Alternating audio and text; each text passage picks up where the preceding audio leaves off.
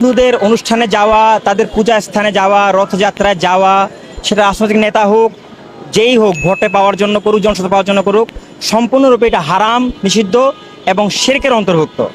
একটা লোক, একটা মুসলমান, সে রাজনৈতিকভাবে একটা দলের অন্তর্ভুক্ত হতে পারে, কিন্তু তার ইমানি পরিচয় হচ্ছে সে মুসলমান। সে মুসলমান হিসেবে কখনোই একটা ইমানদার ব্যক্তি কোনো কাফির মুশরিকদের কোনো অনুষ্ঠানে সম্পর্ক রাখতে পারে না। কুরআন শরীফে আছে, মাইয়াতাল্লাহু মিনহু ফাইন্নাহু মিনকুম, যে কাফির মুশরিকের সঙ্গে সম্পর্ক রাখবে সে কাফির মুশরিকদের অন্তর্ভুক্ত হবে।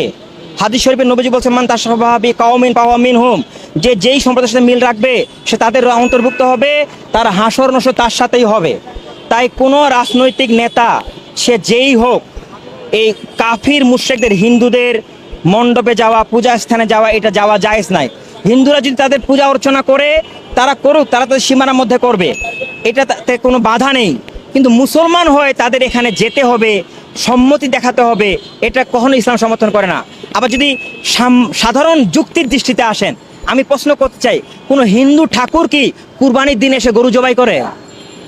কোনো হিন্দু কি শবে বরাতে আসে? কোনো হিন্দু কি ঈদুল ফিতরের ময়দানে যায়, ঈদের নামাজ পড়ে? কোনো হিন্দু ঈদের ময়দানে যায় না, কুরবানির ময়দানে যায় না, শবে বরাতে যায় না, শবে কদরে যায় না। মুসলমান আবার পূজাতে যায়, রথযাত্রায় যায়। তাহলে এটা কোন ধরনের সমতা হলো? কোন ধরনের সম্প্রীতি হলো? একদিকে ইমান থাকবে না কোনো মুসলমান করলে, আর সম্প্রীতিও থাকবে না। এটা পুরোপুরি বেঈমানি হবে, কুফরি হবে। শরীয়তের দৃষ্টি হচ্ছে যে মুসলমান এই কাজটা করবে সে মুরতাদ হয়ে যাবে।